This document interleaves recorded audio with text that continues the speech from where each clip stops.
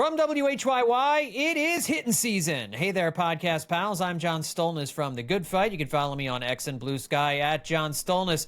Coming up, the Phillies' regular season is over. The number 2 seed in the National League, they have the week off as the wild card round gets underway on Tuesday. But we'll take a look back at the 2025 season here on this edition of the Roundtable, and we will take a look ahead at this wild card weekend and the teams that the Phillies would be playing, if depending on who wins. And we'll get into all kinds of postseason picks. We'll just. This is an episode where we're going to be taking a look at this October tournament coming up here and whether or not the Phillies, can they do it this time around? Coming up short 3 straight years. Is this the year they finally do it? Joining me on this edition of the Roundtable, Liz Roscher and Justin Klugh. Liz, of course, you know, as the editor of Sabres Baseball Research Journal. You can follow her on X and Blue Sky at Liz Roscher. Liz, we are on the eve of the wild card round. The Phillies are going to be able to take it easy this week. They'll have some stuff going on, but we're going to settle in and watch some teams play some playoff baseball this week. How you feeling? I'm excited. The Phillies are not involved in any of it. I can enjoy it and breathe. There's no Astros. There's no Mets. It's like it'll be like a little vacation for me, a fan, not for the players. Yes, this is like an amuse-bouche for us this week as we get a little taste of the playoffs before the Phillies are slated to get underway on their game 1 of the NLDS will be on Saturday, so that'll be the Phillies' first game action. But until then, Justin Klugh from Baseball Prospectus and, of course, our Hittin season Patreon podcast, The Dirty Inning and Absolutely Hammered. Follow him on Blue Sky at Justin Klugh. Justin, yes, Phillies have that bye. So how do you plan on spending the week? Are you watching every one of these playoff games? You just gonna mix and match a little bit, dip in and out? How are you approaching things? I'm curious to see how the the Reds do with their kind of like playoff weasel atmosphere. Although rats, they said rats. They compare their whole thing is comparing themselves to rats. And one of their players in the locker room yelled into the camera, we're the rats, and you can't kill the rats." And it was like, oh, that's such a cool thing to say. But I think I said this on Absolutely Hammered as well. But you think about that for 2 seconds. You can kill a rat. Like pretty easily you can kill a rat. I don't know why I've brought it up as many times as I have, but I saw that 3-legged rat get squashed by a car at Frankfurt and Girard while I was waiting for a trolley once. I've seen firsthand how easily rats can die, and I know it's kind of what I assume is going to happen with the Dodgers and the Reds, but it'll be nice to watch some real stress-free baseball. At the end of the season, I was a little stressed. Not that really about anything with the Phillies. I was a little stressed. The Mets were going to pull it out. But it's funny, seeing all of the things that the problems in the world and society and everything that you can trace back to like billionaires and all the like apologies that billionaires kind of like owe the masses of the world. But you'll never get one unless a baseball team suffers a historic collapse. That's the only time a billionaire will step up, as Steve Cohen did, and say, "Hey, Mets fans, I owe you an apology." Something that, is just words after a season that are going to do nothing for Mets fans. But boy, what a watch. Yeah. It was something else. I mean, we had very close to a perfect day in Philadelphia on Sunday. That was absolutely fantastic. Yeah, we're going to get into the wild card round in just a second, but we do need to start off talking about the Mets finishing off the epic collapse on Sunday by not scoring a single run against the Marlins in the must-have game.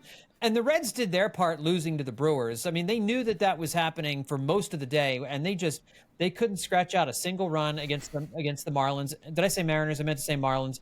And that was the Marlins World Series. They came into the series basically saying, this is going to be our playoff series to keep the Mets out of the playoffs, and darned if they didn't do that. And you're right, Steve Cohen, the owner, came out and apologized to Mets fans and apologized for his failure as the owner. I mean, I'll say this, Steve Cohen doesn't deserve any blame. He did everything. He spent so much money on that team. That's the only thing the owner can do. He's got to rely on his general manager, David Stearns, and he's got to rely on the coaches and the players to get the job done. and they just screwed the pooch this year. And I've seen a lot of think pieces about what went wrong for the Mets. I mean, they had a $340 million payroll. They signed Juan Soto to the richest contract in sports history.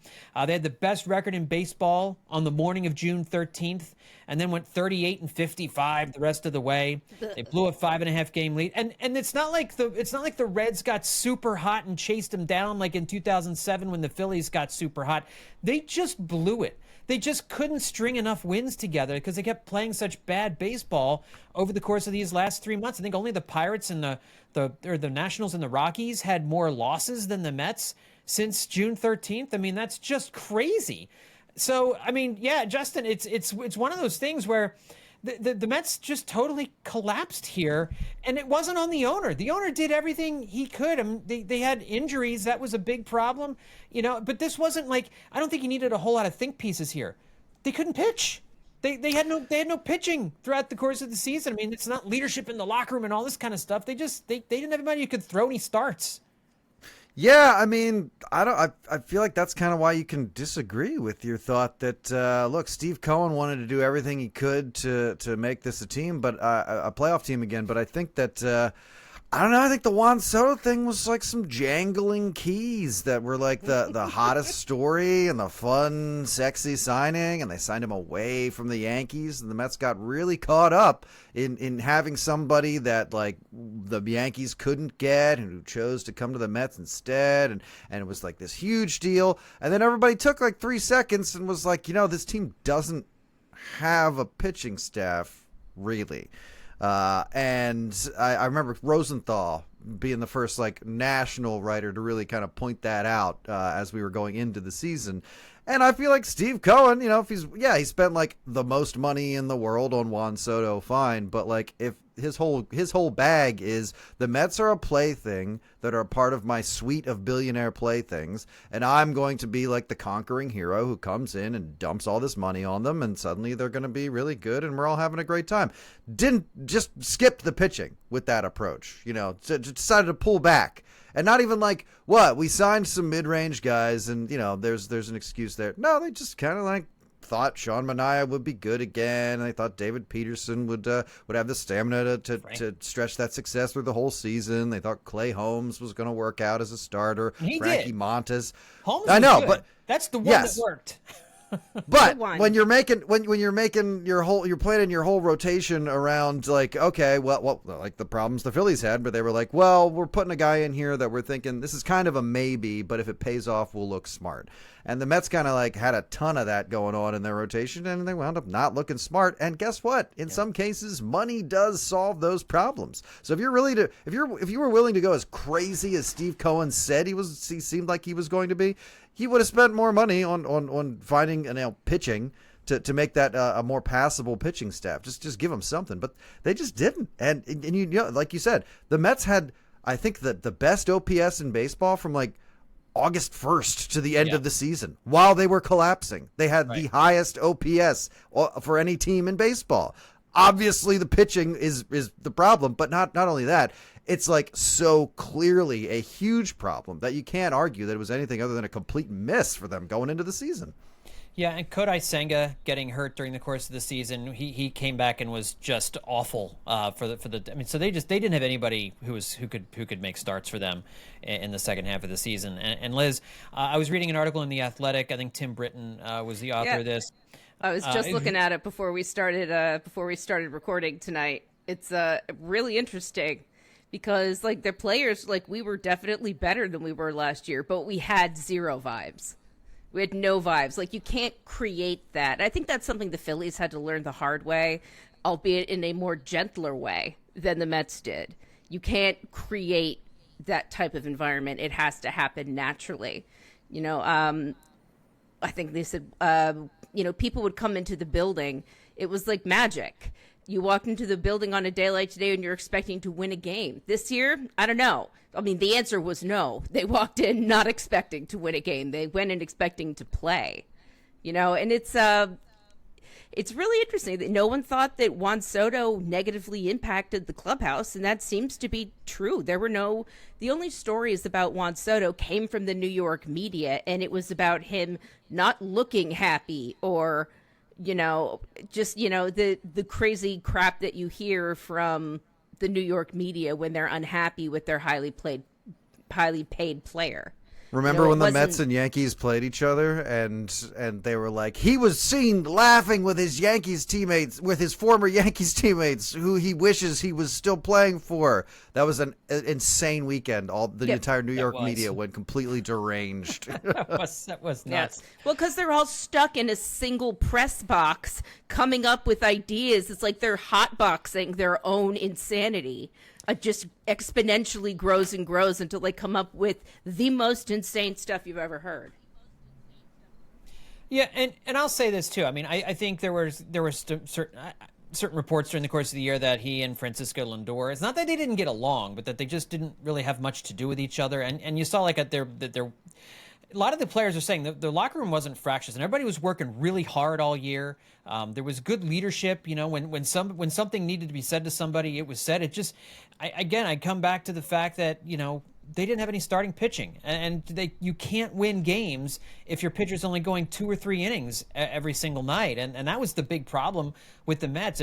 There may have been chemistry issues. I mean, they certainly couldn't recapture the OMG clubhouse from last year. That was always going to be really difficult to replicate. But the fact that the fact that they stumbled as badly as they did doesn't have anything to do with the clubhouse. It had to do with not being able to get pitchers who could throw the baseball past hitters for the better part of the last 3 months of the season. And that was really what did the Mets in here. But it was still shocking to see that they actually did blow it. And it feels like a year ago that the Phillies lost those 3 in a row in New York. And you all, the vibes certainly seemed like they were there then. When they were jumping around on the field after sweeping the Phillies in New York, it sure felt like the Mets had the vibes. But maybe that's the difference between the two teams. The Mets really rode the highs and lows, whereas the Phillies, they lost. I heard you guys talking about it on the last podcast. The Phillies lost those 3 games, and they were just kind of, all right, what can we learn from this? All right, let's move on. Kyle Schwarber hit 4 home runs the next game, and that'll get us back on track, And then they win 3 out of 4 against the Braves, and they win, then they win the next series, and they win the next series. It didn't faze them. And that's kind of what gives me maybe a little bit more hope for these playoffs, is it feels like the Phillies have good vibes, they have good leadership, but they just kind of seem like they're in a better mental place right now in terms of not riding the highs and the lows too much. They just seem like they really kind of have found a happy medium, found a zen going into these playoffs. We'll see if it lasts. We'll see. I mean, if they start pressing when they lose the first game, that could very well be the case. But, I don't know. It's resilience. Yeah, and that's something the Mets didn't have this year, for sure. No, and they lost a game. It felt like the end of the world to them when they won a game. It's like, this is the best thing to ever happen. We're going to win every other game this year. It didn't seem like there was any middle ground with them, and that's something that we criticized the Phillies for in the past. There was no middle ground. They were either very good, and then they would switch it, flip a switch, and they'd be very bad. And the Phillies have fixed that problem, and the Mets, on the other hand, have gotten their switch flipped off, and then no one could find it again in the very dark room. They all just started falling all over each other.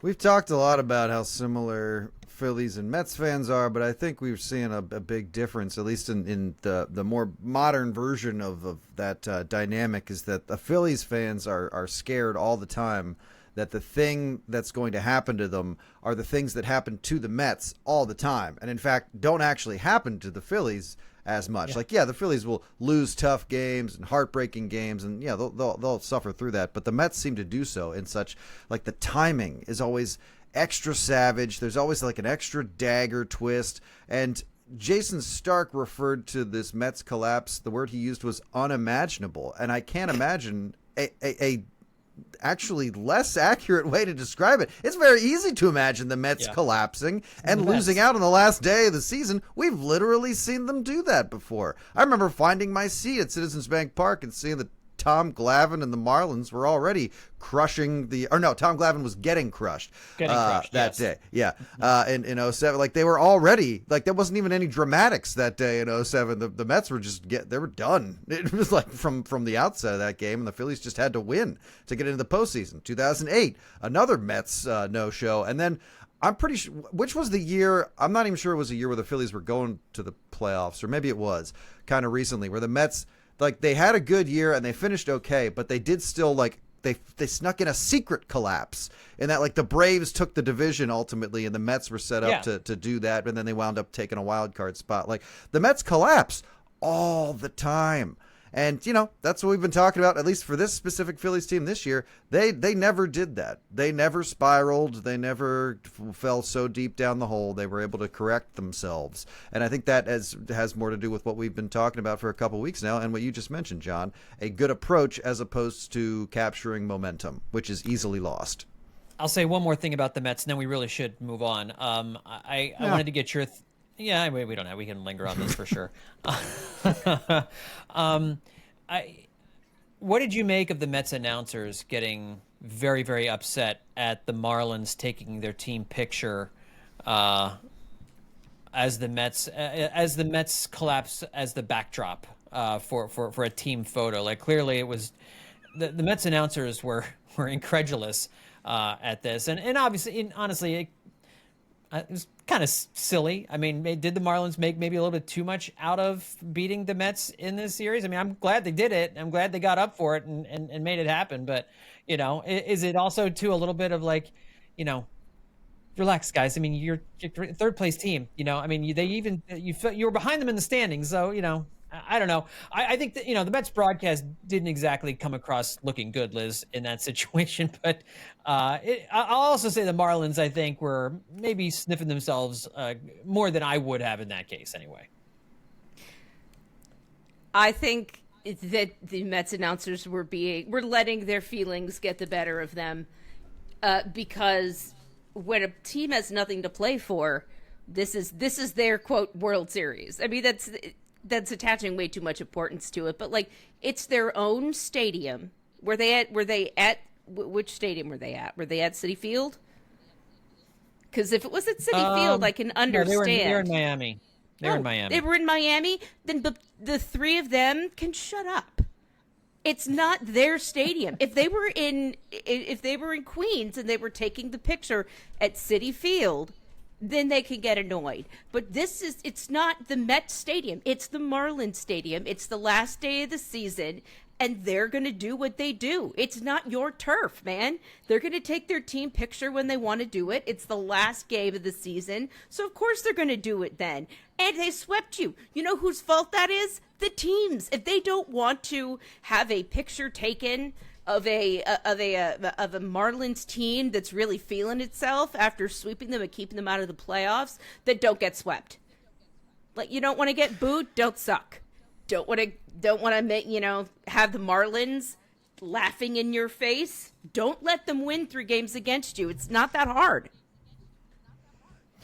I don't think anything of what they said was that bad. They weren't calling the Marlins out for being like unprofessional or anything. They were bothered. It was like literal seconds since the Mets had been eliminated from the postseason and their season was entirely over. And that's an emotional booth. Those guys are fans of the Mets for sure. I didn't feel like they overreacted. I feel like they were bothered and they were bugged. And maybe that a little bit of that came through, but I didn't think they said anything that was totally out of line. And I actually find it completely relatable.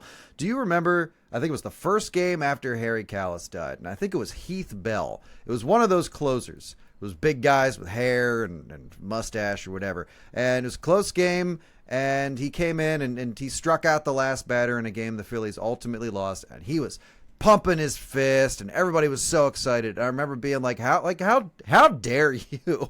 How dare you? Like, Harry Kalas just died, and you're like out here celebrating this big win, like over a emotionally distraught fan base and team. Like, what's wrong with you? And the answer is because the other team doesn't care how you feel. They're trying to win. Yeah. And that's totally fine. And especially a team like the Marlins that at this point in the season is like, yeah, we aren't going to get a World Series, possibly ever again.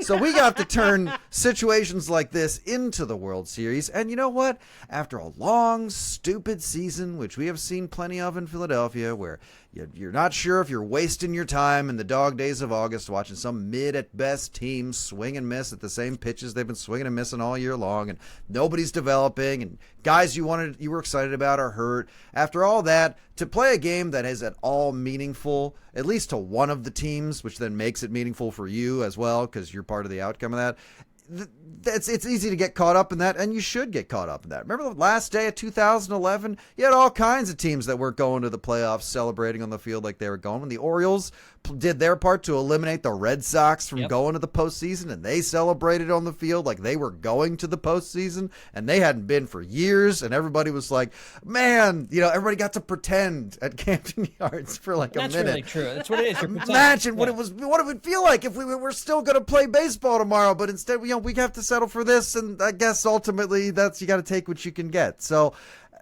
I think the Marlins were totally fine doing what they were doing, and I think the Mets booth had a totally appropriate reaction. Well, let's just quickly take a look at this wild card round. The Mets are not involved in. The Cincinnati Reds sneak into the playoffs. The Rats of the National League playoff picture. As the 6th seed, they will travel to Los Angeles for a best-of-3 series against the 3-seed Dodgers. The Cubs will host a series against the San Diego Padres. The Cubs, the top wild card team, so at least 2 games at Wrigley Field, if not 3. And then over in the American League, the Guardians flip-flopped with the Tigers in the standings. They chased down Detroit in a miraculous, coming from dead. They had a 0.0% chance of making the postseason, according to Fangraphs and Baseball Reference, in early August, and somehow they finish as the 3 seed, winners of the AL Central, but they'll take on the Tigers, the team that they overtook. It's exactly who Detroit wants to see right now. No doubt about it. No doubt about it. I think all over again. I think it's the worst matchup for the Guardians. Man. That Detroit collapse, they were playing out of their minds, and then they just, like a 2-month, 3-month, just a slow slide, and all of a sudden, like last week, my husband was looking at the standings and was like, Liz, don't look now, but the Guardians might make the playoffs. And I'm like, you're lying. You're definitely lying. The AL Central has been sewn up forever to the point where no one even thinks about it anymore. I'm surprised they even show it in the standings. But yeah, I couldn't believe it that the Tigers let that slip away. I think they ended the season on like a 6-game losing streak. Well, they did win a couple games at the end of the season because they won the finale against the Guardians, and then won a couple of games over the weekend in order to get that final wild card spot. But it was a tremendous, and the Cleveland Guardians did what the Phillies did in 07. Like, they got unbelievably hot to catch the Tigers. Like, both of those things had to happen at the same time. You had to have one going up, one coming down, and that's what happened there. But now you've got these two teams playing each other in a best-of-3. It'll be in Cleveland, but the Tigers will be going to Cleveland to take on their divisional rivals, the Guardians. They just played a series this past week, so that should be a great series. And then another great series in the American League. You've got the Yankees hosting a wild card series against the Red Sox, a best-of-3, all the games being played in the Bronx. The Yankees obviously are the defending AL champs, and they're trying to get back to the World Series. So I think, guys, this is a pretty interesting grouping of wild card matchups.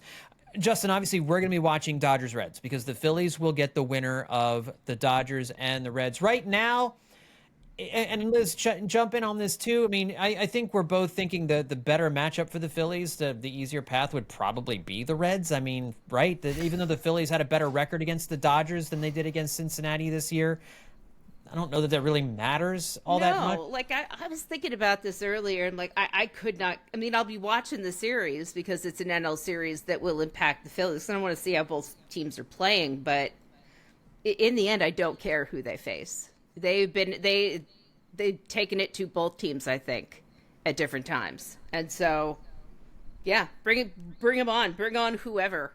Like, I'm sure the Phillies will be watching, but not in a God, I hope we don't face these guys kind of way.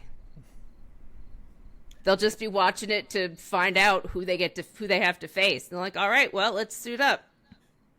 Right. I don't think they're going to be intimidated by playing either team. But Justin, I would imagine certainly they will be interested in seeing who it is they're going to play. And even if you just look at the rosters, you'd rather play the Reds, right? I mean, I don't care if you went 3-3 versus the Reds and 4-2 versus the Dodgers. And the Phillies have had the Dodgers number over the last few seasons, which is great. But if you're getting a 5-game series, the Reds are the team you want to play here. Yeah, I mean, there is no matchup that bothers me at Correct. this point. I'm not. I'm not prepared to throw numbers at it or anything. There's no opponent in this postseason that I think the Phillies can't handle. That would have been true even if the Mets did make it. But yeah, if you're looking at those two teams, then I think that just by default, the team that doesn't have Shohei Ohtani on it is going to be an easier team to face, especially a team like the Reds that. Didn't even win the game they needed to win to get to the postseason and had to watch another team collapse historically before they started spraying each other with champagne, which honestly, that feels like a little more awkward of a champagne locker room celebration. Like who starts that? Like are you guys, everyone's just holding the bottle like, Champagne be flat should we at like, that point? You know what I should mean? we like do it? They should open all the bottles of champagne for a couple of days and then let them pour over just so it's, God. Just a flat champagne celebration. Old stanky champagne. Nothing says celebration like that. Yeah. So let's. Do we want to make picks on these on this series set of series right here? Wait till the end when we're going to do. We'll wait till the end. We'll do them all together. I think the 4 really good series, and of course, Dodgers and Reds are the series that Phillies fans will be watching most closely. As for the week ahead. For your Phils, they're going to be having some workouts. They're going to be playing an intra-squad game. Very great. It's a very cool idea that the Phillies are doing. They're going to play an intra-squad game at Citizens Bank Park, and they have been inviting fans to come and watch the game. I think it's a pay-for. I don't remember exactly what they were. $10, I think. Yeah, so it's cheap. They're offering tickets to season ticket holders first. But I think they already have like 20,000 some odd people who said that who've paid to go see this, and you're going to get some interested parties on that. I feel. Oh, for sure, yeah. For sure. That's Great idea. It's going to be a great time. It's a great idea. It kind of reminds me of what the Eagles do with their practice session at Lincoln Financial Field every summer that draws like 50,000 people to the stands. Fans love this because it's going to be a more laid back atmosphere. You get probably some access to the players or behind the scenes look at how they're going to do this, and it's great for the players too because it does give this game maybe a little bit more of like a real baseball game type feel. And Justin, one of the concerns that you see is the rest this week versus continuing to play. We've talked about it a lot on the podcast. Obviously, getting the bye past the wild card round is the most important thing. But the numbers are, since they went to this format in 2022, teams with the bye are 6-6 in the divisional round of the playoffs. Now, last year those teams went 3-1, except for the Phillies. So it's a very small sample size. We've only had 3 seasons of this. On a scale of 1 to 10. Your level of concern about having a week off, the rest versus play debate, Justin. What's your level of concern about the Phillies taking a week off and this intra-squad game really being the only kind of game action they're going to see between now and Saturday? 0. Yeah, that's the right answer, by the way. Not an issue. Not an issue. This is really exactly what the Phillies need. The easiest way to not suffer through the abrupt and a merciless gauntlet of the wild card series is to avoid it altogether. It is unthinkable to suggest that it is somehow an advantage to not have a bye and skip the first round of the playoffs. This team has been beat up a couple of times. At least I can think of, off the top of my head, 4 different times when very key players suffered what looked like terrible injuries, and then it turned out we're totally fine. So a little rest between now and when they have to play their most important baseball of the season is going to be great. And I love this little difference. Like this is one of those notable little things that a more wizened postseason team is going to do, who hasn't been ultimately successful in all of their postseason runs recently, where you're like, well, we're kind of addressing like the not playing in front of a crowd for a couple of days thing by having an intra-squad game and having an audience and like trying to gently address perhaps the issues that are ultimately out of their control in a lot of ways. Like I feel like this is the right thing to do. I think I feel like they're in the right headspace.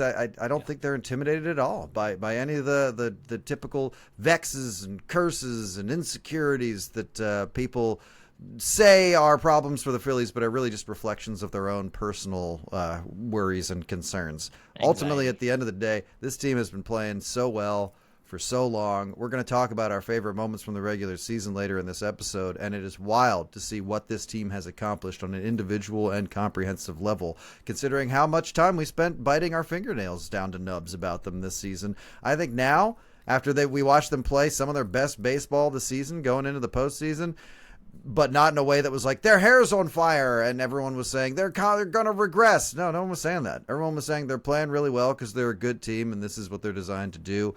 I don't think getting to rest and become stronger is going to hurt them, and I think playing in front of fans is going to be a really cool, laid-back thing that gets everybody in the in the right zone.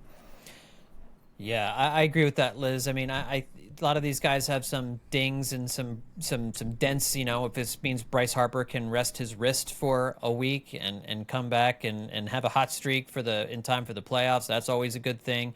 These starters, Jesus Luzardo went way past his career high in innings. Christopher Sanchez threw a lot of innings. You've got this bullpen. Listen, give some of these guys a reset. Give Joan Duran a reset here. Give Kerkering a reset. I think and I think Kyle Schwarber's attitude heading into the playoffs, what he said on Sunday before the game to the fans was perfect. He just said, "Let's see where this takes us." All right, I just love that attitude, and I think that's going to carry them through any obstacles they have right now, which includes, I think, this week of rest. It is different. It's a different way that they have to go about preparing. But I also think, Liz, they did this last year, and maybe they learned something from what they did and how they did it last year. Maybe this is why they're doing this intra-squad game in front of fans. Like they took some lessons maybe from last year and are applying it to the season. Even though to a man, every player will tell you, do not make an excuse we're not making excuses about the bye and the rest and all that kind of stuff. We want this. Yeah, last year, I remember we saw a lot of Rob Thompson letting players rest at the end, pulling guys early, having some of the other, having some of the bench players take a bigger role. And I don't think they did as much of that or really a lot at all this year. No, I think the players really didn't want it. Right. And you could tell when, after their huge NL East celebration, they all wanted to play the next day. Yeah. Because they wanted to get a look at Ohtani, right? I mean, yeah, because they might have to face him in the playoffs. And there's, I like the idea of no off days. Really, like they've got off days that are programmed in, but every day they have to play is a day they have to play, and it's a day they get to learn something new about the teams they're facing. I love Kyle Schwarber's attitude. Let's see where this goes. It's not World Series or bust. It's not, let's do better than last year. It's we're all feeling good. Let's all just keep feeling good. Everyone's excited. Let's be excited. We don't have to expect anything beyond what we can see in front of us right now. And I think that's what the Phillies have been doing all year. When you're a team that has a lot of talent and no one is like on helium right now, no one's flying much higher than they normally are. I think as far as their numbers, everyone's doing decently well. You don't have to worry about someone losing their groove or, coming back down to earth. You just have to make sure that, they come back to the ballpark and they do what they're supposed to do. It feels really good to see them doing it this way. I think we all had a question about how much fun, quote unquote, it was going to be this year when they said we're going to take it, more seriously, more businesslike. But it's been such a nice, not change, but it's been nice to see their attitude. They're taking it seriously because they understand that they're doing this for the fans, and the fans take it seriously in a way that they don't want to. It's almost like they don't want to abuse the fans' support, and I appreciate all that. Yeah, and it's no coincidence that this was the most consistent Phillies team we've seen of this group over these Oh, last yeah. 4 years. This was the steadiest team. They were never out of control. They had really one super hot streak in May, but even after that, like they just kept winning series. You know, they'd sweep a series here and there, you know, and then they'd win 3 or 4 series and they'd lose one. You know, maybe rarely, but they'd lose 2 or they'd split a series, they'd lose 1 split, and then they're back to winning a couple of, like they were very much like a metronome this year.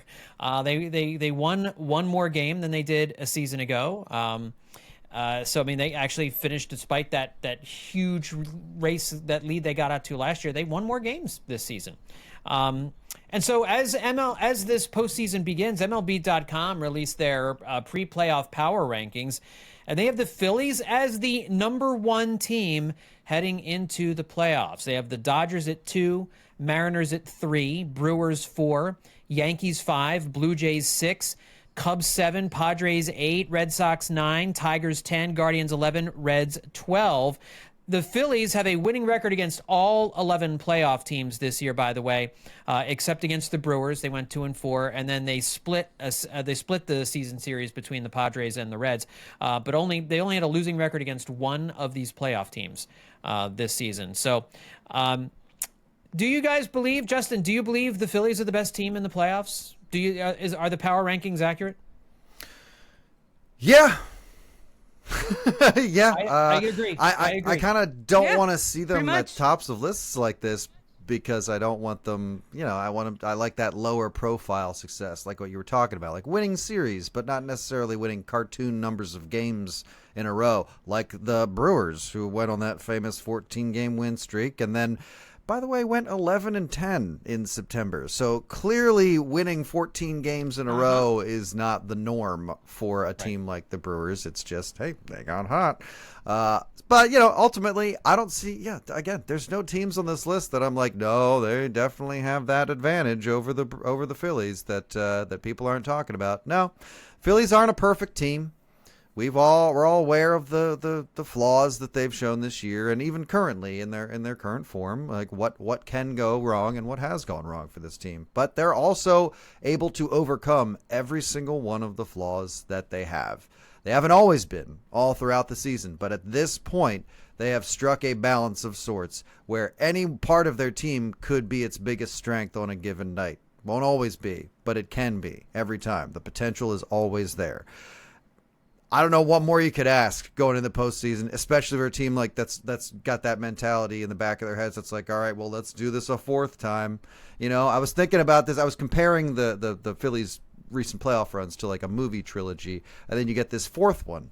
That's just like, like I just saw the Spinal Tap sequel, and that was one of those legacy sequels that was like, this movie doesn't really have a reason. It doesn't have a reason to exist. Like it never gives you one. It just says, here this is again. But I kind of realized the first run, the first quote unquote movie is about like good times and oh my gosh, look at us and we're the playoff darlings. This is great, and the vibes are so good that even if they don't win it all, we'll back them. And then the second year is like unfinished business. You know, this team is proved what they could do last year, and this year they're going to do it. And then the third run is like, all right, so that was the darkest chapter. You know, the complete whiff against the Diamondbacks. This time, you know, we got it. Like we got all the guys we need, and we're going to do it. And then they still didn't do it. Year 4 is about transcendence. Year 4 is about going, you know what? We've done this every way. You know, it's ended every way except the one we won. It's about moving beyond. It's just kind of like the mindset we're kind of seeing little hints of from like Schwarber's speech and just their general play and their willingness to adapt and how they don't chase pitches like dogs chasing frisbees anymore. You just kind of see that they mentally kind of got above the game. They got above things like momentum and all these things that we've said have been these intangible issues or problems that have been walls for them in the past. They just don't seem to be struggling too much with that kind of stuff anymore because they have transcended, it feels, beyond all narratives going into the postseason. It's just, hey, we're good, and we think we can win. Want to come see? Pretty much. Yeah, I mean, I think I agree with you. I think every team has flaws. Every team has weaknesses.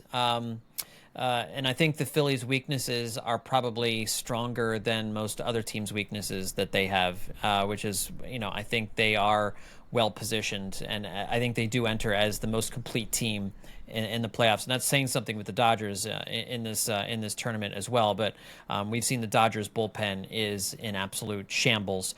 And every other team on this list has issues. They have things going on, and really the Phillies have just been playing really hot, consistent baseball for the last 2 months, and they've had one losing month, July, when they went 11-12. Other than that, they had a winning month every year, every month this year, which is just we don't see that from this team. So you're right; it just kind of felt like it was more even keel, more transcendent. I think that's a really, really smart way of putting that.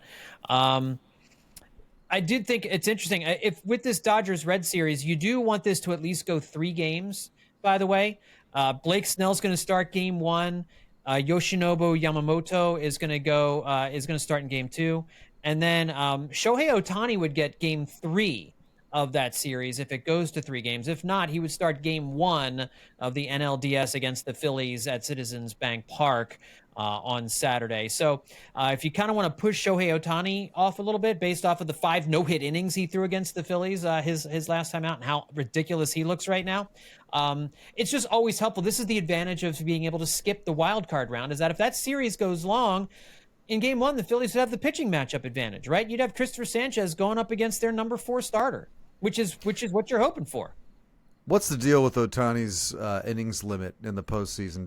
Do we know? He went 6 innings against the Diamondbacks over the weekend, so I think you can expect at least 6 from him if he's efficient with his pitches. I don't think he gets higher than 75 or 80 pitches, but he's been very efficient over his last few starts, and so he went 6. He finished 6 against the Diamondbacks and dominated them over the weekend. And I hear you, and obviously he dominated the Phillies as well, but that the part that's so not scary about Ohtani is the fact that he's coming out of the game. And when he comes out of the game, it's the Dodgers bullpen that's coming in. I mean, you can get no hit by Shohei Ohtani for 5 innings and still win. The Phillies just proved that. So, I don't know. That kind of feels like a not scary issue for me. Before we do take our look back at the 2025 season, I want to ask you guys a question that I didn't put on our little show sheet, so I'm going to spring this at you, but I will answer the question first to give you guys a little time to think about it. If the Phillies win the World Series, what will we be saying is the biggest reason why they did it when it's all over? And here's going to be my answer. If the Phillies win the World Series, I think we will look back and we will say the biggest reason they won the World Series, maybe this time as opposed to other times, but this year, is that their starting rotation was pitched as advertised. That Christopher Sanchez truly was the Game 1 starter, the Zach Wheeler replacement that he looked like he has become. Who would have thought that the Phillies would still be the odds-on favorite? All the betting websites have the Phillies listed as the favorite to win the World Series. They have the best odds on Baseball Reference. They're I think you would have to say they are probably perceived as the favorites to win the World Series across the board at the moment. And to be able to say that, knowing that Zach Wheeler has been out for the last month and a half, and that he won't be pitching in these playoffs is really remarkable. And that comes down to Christopher Sanchez and his ability to dominate teams as a true ace. He's going to be the Cy Young runner-up. Jesus Luzardo emerging over the course of these last couple. He had a really bad stretch in the middle of the season. There was like 6 or 7 starts where he was brutal, and since then has been largely electric. I mean, over 200 strikeouts this season for Jesus Luzardo. He's a guy who can absolutely shut a lineup down in a playoff series, and he has done that during the course of these last few months. And then Ranger Suarez. You don't quite know what you're going to get with Ranger, but Ranger has always performed well in the postseason. He's been a big-time postseason performer. And then, if you're in the NLCS and you're in the World Series and you get to a Game 4, Aaron Nola's 8 shutout innings, and it was against the Twins, so I don't take too much of a stock in that. But 8 shutout innings, that's the best he's looked all season. What is he doing to us? What is he doing? I don't know what he's trying to do to us. But that's an easy one. That Twins offense had the 4th lowest batting average since August. They fired their manager hours after the season ended. I'm sorry, man. You're getting no points from me. 8 shutout innings. No. Okay. Not from Aaron Nola. Nope. even saying You're that falling for it. You're stepping right in it. You've got Walker Buehler, who's pitched really well in a Phillies uniform. I mean, I think you can cobble together a game four in the NLCS and the World Series with those guys. My point is that if the Phillies win the World Series, it will be on the backs of the starting rotation. You know, we get wound up about the offense, and I think obviously that's going to be an issue, and the bullpen that's been a little bit scary here over the last couple of weeks at times with certain guys, but not overall. But it will be because the starters have pitched the way the Phillies needed them to pitch in order to win the World Series. So that's my reasoning for if the Phillies win it all, it'll be because of the starting pitchers. So let me throw that question out to you guys. Who wants to go? Did I give everybody enough time to think of a good one? I can go if I'm not stepping on your toes, Liz. No. I would say their ability to capitalize on opportunities and mistakes. That's a good one. In that, very few times we will look back on very few chances to score that they did not score, or the other team gives them an extra out, or an umpire misses a call, and like that's when the Phillies, that's when Schwarber hits a home run or something. Moments like that are gonna win you a World Series. But also the thing that we talk about getting you to being such a key factor in getting you to the World Series is these other smaller role players outside of the superstars. You know, you're relying on these superstars to come up big in big moments, and the Phillies have guys that can, and I think will do that. But you know, the lower guys in the lineup, the guys coming off the bench, they're going to have a role to play too.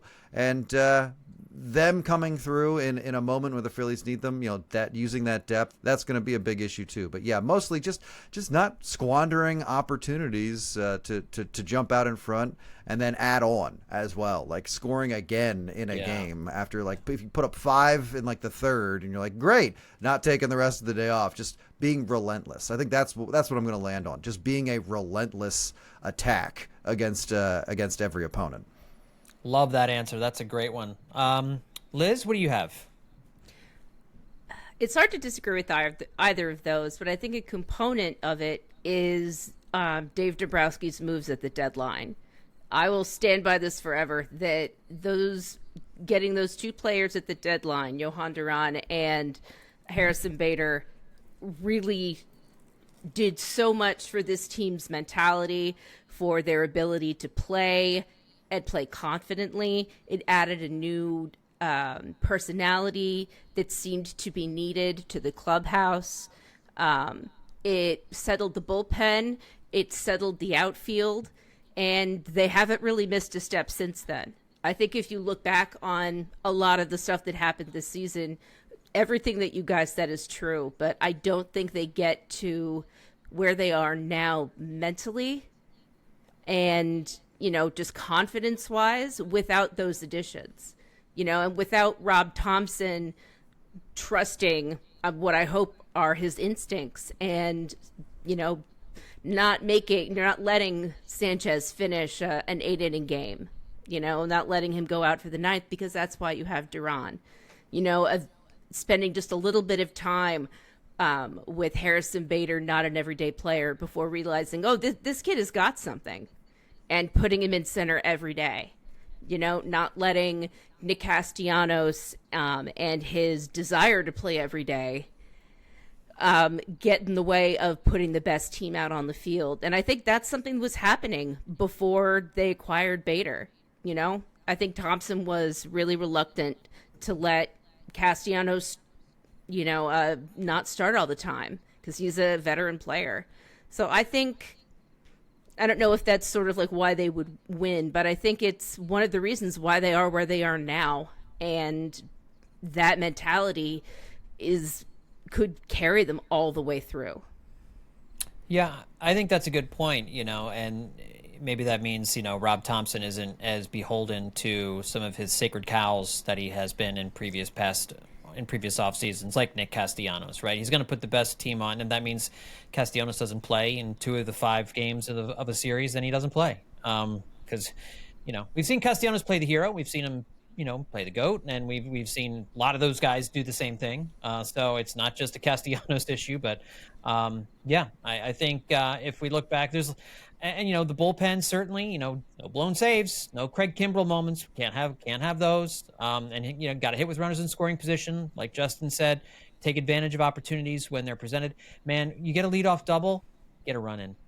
I know you want the big inning, but man, you got every time you get a leadoff double, that guy's got to come in somehow, some way. I don't care what happens.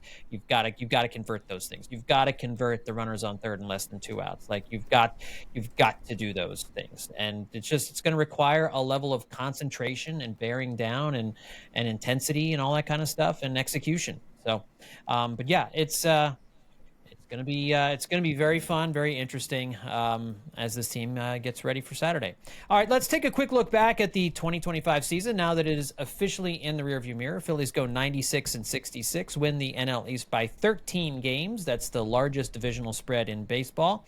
Some great moments to look back on during the course of this 2025 season. And it really is remarkable, guys, because we looked at this season, even from the start, it's just a prelude to October. We just got to get through this regular season so we can get to October. That's, I think, how we reacted to this season when it got started. I would imagine that's in the minds of the players too. Like they just want to get back and get another shot, but you got to go through 6 months and 162 games and the dings and all the frustrations and everything else, playing in the heat and the whatever, all the travel and everything.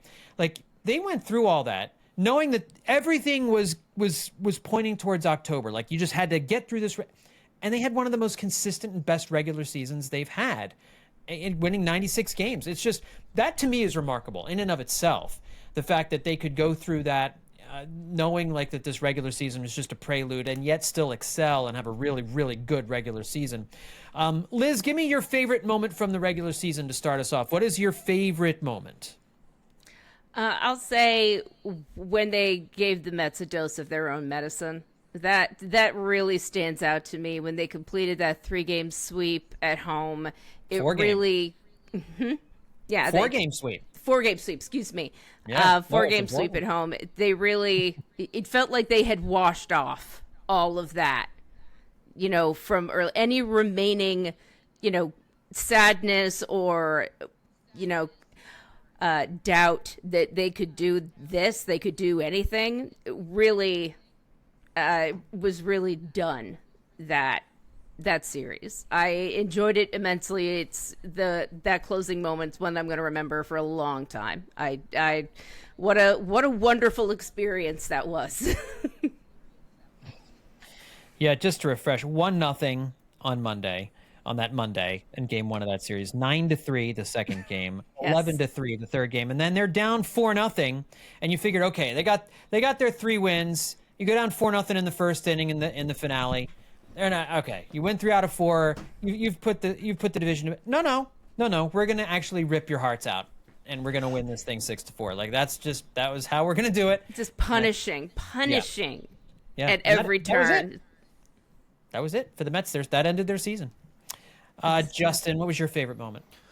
Well, I feel like when we do this exercise, a lot gets lost. I always have this fantasy I'm going to write down stuff from early in the season to do this months later. Obviously, that never happens. No. But this time, I did make an effort to try and go back and remember things or moments or movements when that are just got utterly absorbed after the second half or even just the last month because baseball is so long. Yeah. One thing going back to the beginning, you remember the narrative coming into this season, which feels like ancient, obsolete history, was that, wow, after all that trade speculation, Alec Boehm is still on the Phillies.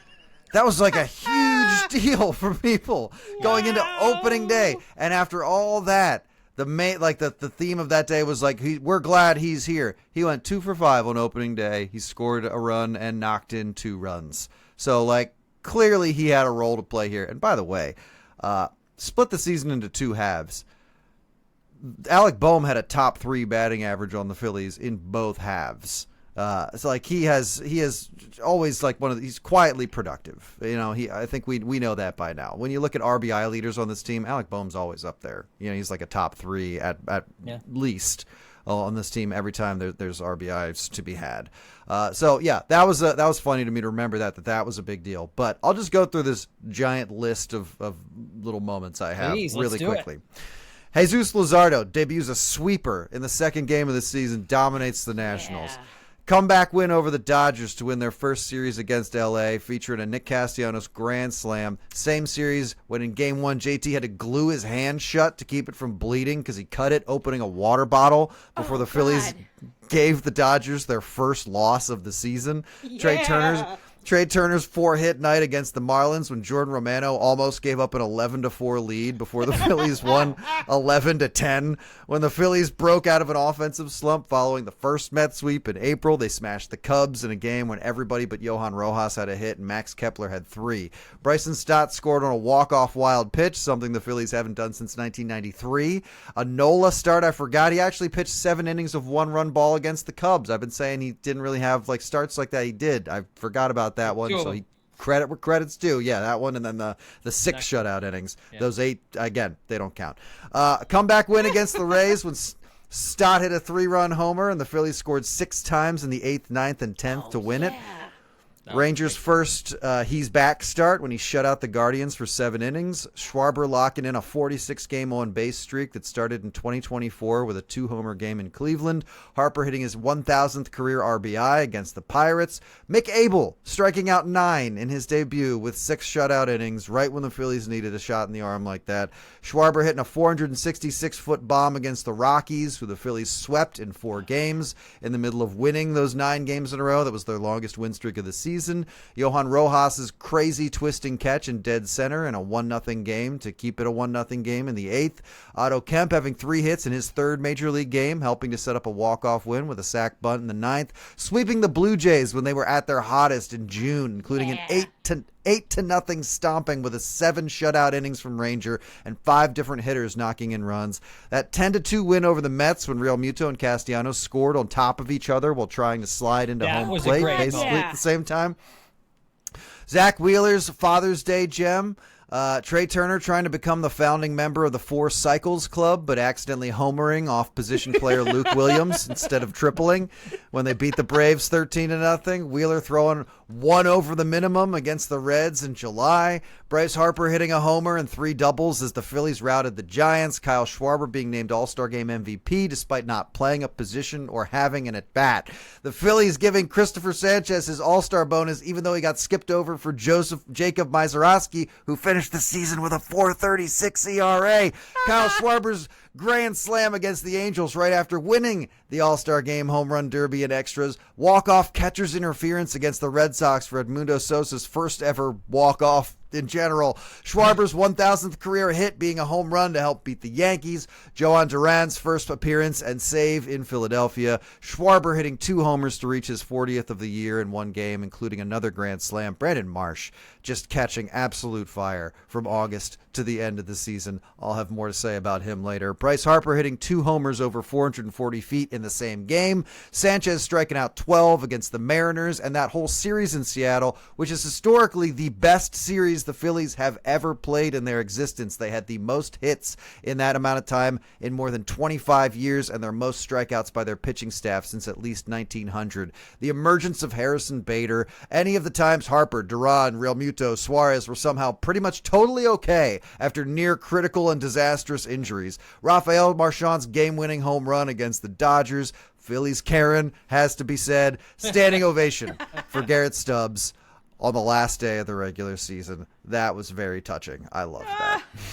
That is a voluminous list of memories good, from Justin. 2025. Thank you. Very well done. I had forgotten about the 2 runners scoring right on top of each other in that Mets game. That was a great moment. And the Schwarber All-Star Game MVP winning the home run derby was just wild. Tremendously memorable, underrated moment.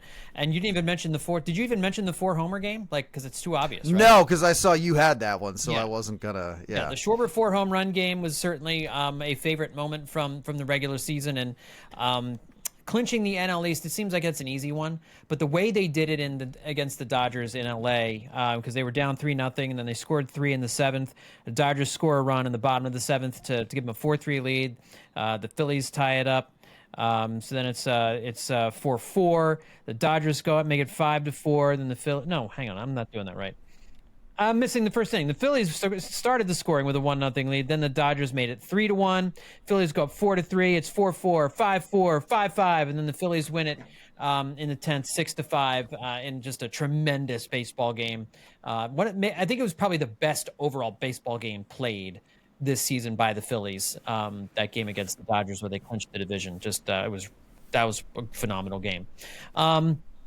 Tremendous accomplishments by a number of Phillies players here. Trey Turner finishes as the only qualified hitter in the National League to finish with a 300-plus batting average, winning the Phillies' first batting title since 1958.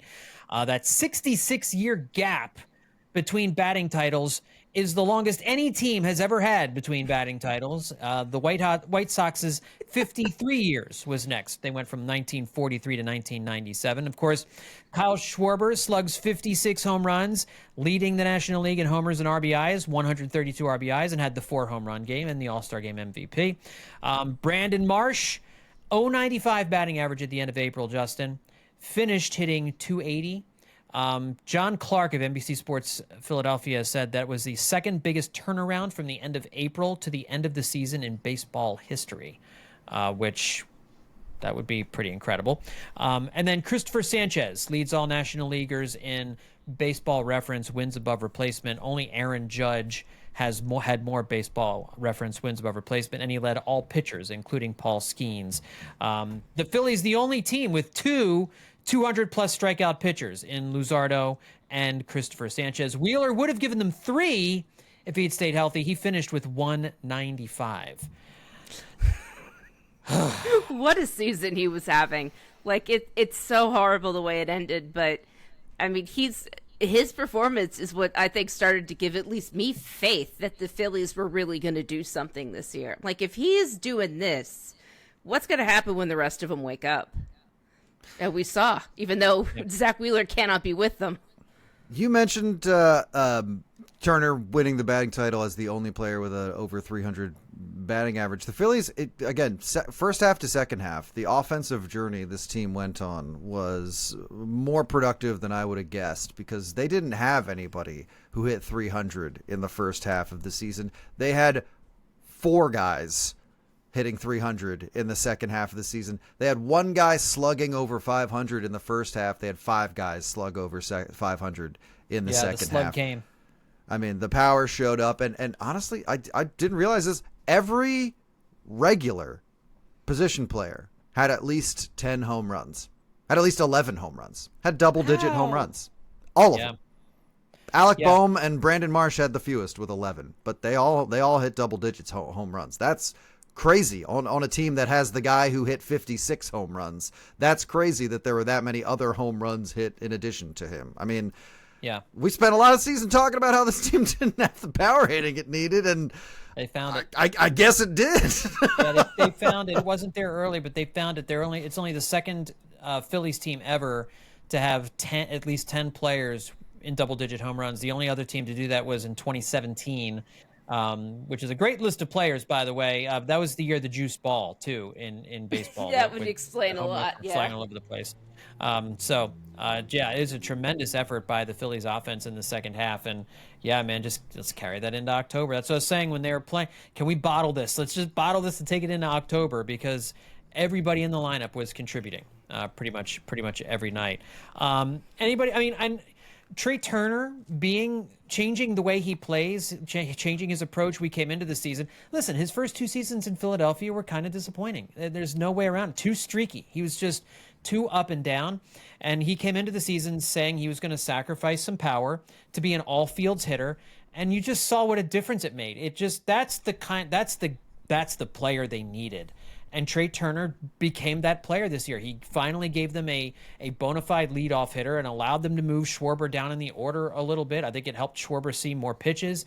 He certainly got more RBIs, hitting 1 spot lower in the order.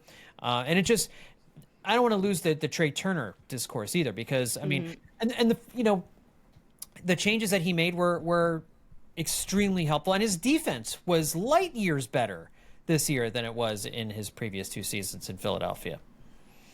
And I think that improved over the course of the season as well. I feel like in the first half, at least in the first couple of months, there were some real questionable moments with his defense. And then I remember people stopped talking about it because it stopped being a thing. He figured out what was going on, he picked it up, and everything was fine. Anything we're over an hour into this podcast, and we've been talking about looking back on the 2025 season, and it really is kind of funny. You mentioned as you were reading down a list of things, some games that Bryce Harper had, but Bryce Harper has kind of felt like an afterthought for much of this season. And now we're entering October. Like, this is Bryce Harper season. This is kind of where he has made his mark in Philadelphia in these 3 playoff series. He hasn't always come through when they've needed him, but he has come through a whole lot in 22, 23, and 24. And after a season where the numbers are going to look pretty good, he missed some time, certainly with the wrist, and you wonder how much the wrist has affected him during the course of the season. He hasn't been a consistent performer this year, but never really slumped badly, but also never really had a prolonged hot streak. It's just kind of funny. We've been talking about all these players and all these different games and all these different things, and our memories of the 2025 season. In the regular season, Justin, there's not going to be a lot of Bryce Harper memories. And so that's where this month of October, I think, I just have this feeling like this is where he's going to make his mark on 2025. Like, this is the spot. That's why I really like this bye week for him. If his wrist is giving him issues, and if it has been affecting him, that he gets the rest that he really needs and comes out guns blazing in October, because this may be his best shot to get that World Series. I mean, why not? It's a nice little thing to have in your back pocket, that Bryce Harper is the guy you're waiting to see, like, come through on the level that you need him to, because he totally can. I mean, look, if we finish a playoff series, and Bryce Harper has hit even like 260 but like slugged 500, that's probably a series the Phillies have won. Like, yep. He doesn't need to be on fire, but if he steps into the right moment, he's up for that. And I honestly can't tell you somebody who I think in this lineup is like gonna struggle in that moment. I know some guys they haven't always shown the best like mental skills, or they get overly emotional and all that. But Harper, we know his DNA, that like those big moments, that is part of what the postseason is. That's part of your approach in the postseason, and Harper wants it. I mean, sometimes I think he wants it too bad. He does. That's a problem. Yeah. He does. He wants it too bad. But if it comes down to it, and it's like a big moment, and the Phillies, it's put up or shut up time, I mean, that's when you want Bryce Harper coming to the plate. So I feel like we saw a version of like supporting character Bryce Harper, and I don't feel like we need to or want to have the conversation of like, well, what do you expect moving forward from Bryce Harper, as like we're halfway through his contract in Philadelphia. That's a conversation for another day. Right now, I'm just saying a guy like Bryce Harper has immense value, even as more of a background member of your offense. But I mean, look, if you put runners on ahead of him, he's already thinking about knocking them in. He knows that's his job, and like we've said, he's exactly who you want stepping up in a big moment. The postseason is nothing but big moment after big moment. Liz, how's your confidence level with Bryce Harper right now heading into this postseason? Because I will admit to you, at times, he was not one of the guys I wanted to see come up in a big moment, because he has seemed over anxious at times this season. He has, and I think it's good that a lot of other players emerge to sort of back him up and support him. But I think you're right. October is when he comes alive. I don't think there's more of a player on the Phillies that has such a sense of the moment, such a sense of history and of what he's doing and what it means, not just to him, but to everybody. And I think sometimes that gets the best of him, but I think it also drives him in a good way. At least in October is when it should drive him. Maybe not for the rest of the season, but he is the guy that you want to see come up, because you know that he's thinking about knocking him in. He's thinking about doing something big. He's never just thinking about doing enough. He's thinking about doing as much as he can do. Well, to finish off the podcast here, guys, let's. I think it's time for us to take a look and make some predictions for how we see this October tournament playing out. We don't need to go round by round in every single thing. I do. Let's give our wild card picks because those are the series we're going to see this week. But then, we'll give us your revamped League Championship Series pick and then World Series team. I'll go first. I'm going to take the Dodgers over the Reds. I don't think the Reds are going to upset the Dodgers here. I don't even think it's going to go 3 games. I think the Dodgers will probably make short work of the Reds. Unless Hunter Green, and I don't know when he pitched last. I don't know if Green is slated to start game 1. I didn't see if he was. If he is, then I will give the Reds a fighting chance. But I can't look it up in time. I have no idea. But I'll say the Dodgers over the Reds in 2. I've got the Padres over the Cubs. These are 2 pretty evenly matched teams. I just don't love where the Cubs are at right now. And the Padres, they've had injuries and they've been kind of uneven themselves, and yet they still finished with over 90 wins. They just they were quiet all year, just quietly consistent but winning. And then I'm going to take the Tigers over the Guardians. I think the Tigers are a better team. I know they've collapsed down the stretch, but you get the new season now. It's a whole new season. And even though despite the collapse, you made the playoffs. Thank goodness for the 3rd wild card. You made the playoffs and you were saved by that. I think the Tigers are going to I think they're going to go on the road, and I think they're going to beat the Guardians. And then I've got the Yankees over the Red Sox. This was the hardest one for me to pick. I think the Red Sox are kind of a fun team. I like a lot of their players. Garrett Crochet is really, really good. But this kind of feels like a Yankees. I don't know, it feels like a Yankees win. I don't know. I don't have a great feel on that one. But I got Dodgers, Padres, Tigers, Yankees. Justin, how do you see the wild card round shaking out? I think Dodgers win in 2 over the Reds. But if the Reds win the first game, then that series will go 3.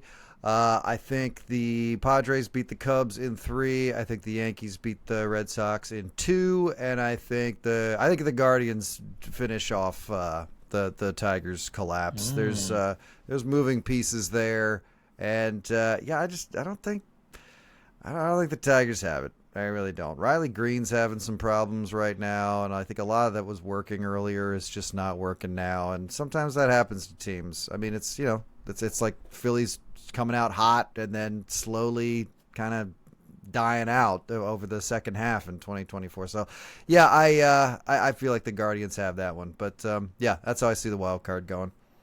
What about you, Liz? I've got Dodgers over the Reds. I really puzzled over Padres and Cubs because I think they are really evenly matched, and I feel like the Cubs have a little something extra this year. But I think I have to go Cubs over Padres. I think that's kind of where I've landed. Guardians over Tigers, and then Yankees over Red Sox. All right. I'll move on to the. I'll give my divisional round picks. Do you want to do divisional round picks too? Since you guys have that in front of you. Maybe we should wait until the divisional round. All right, let's do that. Let's do that. We'll wait until the divisional round. Ahead of the divisional round, we can make our picks. And do it that way. I'm picking the Phillies. Really? Me too. You're so smart. I think that's the smart move. And by the way, Hunter Green is pitching for the Reds against Blake Snell in the wild card game 1. So that'll be one to watch. It's the one. Win that one. Hey, listen. Reds. I mean, the Reds are who they are, but they actually have pretty good pitching. Their starting rotation is actually pretty good. They can win a short series against a Dodgers team that is not as good as we thought they were going to be. Really funny. Yes, it would be really funny. If the Mets didn't make the postseason and the Dodgers lost in the wild card round to a team that did not win on the last day of the season. Nope. Be really funny. Would be very funny. The Gavin Lux revenge series. Yes, perfectly said. All right, let's finish up with some final thoughts here. Liz, any final thoughts? I have a few. So many thanks to Phillies Reddit for bringing these to the fore. During the home run record game, the Iron Pigs marketing department went to see the game. And there is the video of them watching it, from like on one of the TVs inside the stadium. and realizing that the guy who interfered and dropped the ball in the late innings was their sponsorship service manager, Pete. Which I just loved. I'm gonna post it to my Blue Sky account tomorrow, so everyone could see it. But it was they're just like, was that Pete? I think that's Pete. It's Pete. They couldn't believe that he was the guy that dropped the ball, and was just so unhappy about it. They were so happy, and they were so happy about it. They thought it was amazing, and in a rebuke to Phillies Karen, a 9-year-old named Jamison Pennings, who has wanted a Phillies ball for as long as he can remember, actually got one at a recent game. And after overhearing the daughter of an 80-year-old woman asking one of the ball girls for a ball and being denied, decided to go give his ball to this 80-year-old woman celebrating her birthday at Citizens Bank Park. I read about this on CBS News. It's a heartwarming story. His parents are very proud of him. And he, of course, said, I'll have a lot more chances to get a home run, to get a ball from a game. She won't. Duh. That is a sweet story, but the brutality of children. I just thought it's sweet and yet. How polite and metal of you, child. Yeah. He really said that. She won't have a lot more chances, and I wanted to make sure she had a ball. And that's, it's true. He's not It's very wrong. sweet. It's very sweet and innocent. I mean, he's declaring that she's living in the bonus round, and I think that's it's very sweet of him. He also needs to understand he's never going to catch another foul ball. He didn't catch it. He was gathering down where one of the ball girls are and trying to get a ball from one of them. Maybe he can weasel his way back over there because he's cute. Yeah, he's pretty sure that he'll be able to, especially after this story. Yeah, after this story, he'll probably get bats and bases signed by people.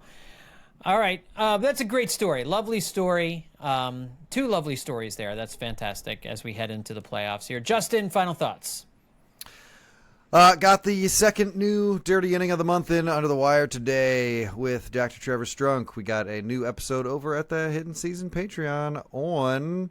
It was... so Kyle Schwarber set the Major League Baseball record this year with 23 home runs off left-handed pitchers.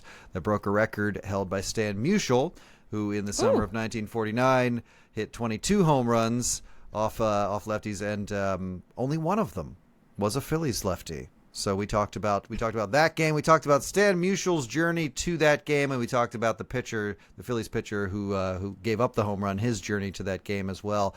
Fun fact: he's probably not somebody you've heard of, but he is referred to as the best player on the 1949 Phillies, who were full of what would be known as whiz kids at the time. Oh, yeah. So just an interesting listen. A little bit of history over there at the Hittin Season Patreon, as always. Patreon.com/Hittin Season. That's how you get to our Hittin Season Patreon. Patreon.com/Hittin Season, and that's where you can find the Dirty Inning and unlock some fantastic Phillies history podcasts right there. All right, everybody, that's going to do it for this edition of Hittin Season. We are gearing up for Red October here, and I hope we have a long month of podcasts coming your way to talk about Phillies baseball. We'll be back middle of the week, end of the week. We'll be doing recaps of the playoff games and everything else too, so don't you worry yourself about that. In the meantime, you can watch this edition of the Roundtable if you're listening to this podcast and you'd rather watch them on our WHYY YouTube page. Liz is waving hello. Go subscribe to the WHYY YouTube page, and you'll see this episode pop up there when you do that. And if you're simply an audio listener, we love you. Thank you so much for coming with us on this ride this regular season, and we hope that you enjoy the playoffs here with us.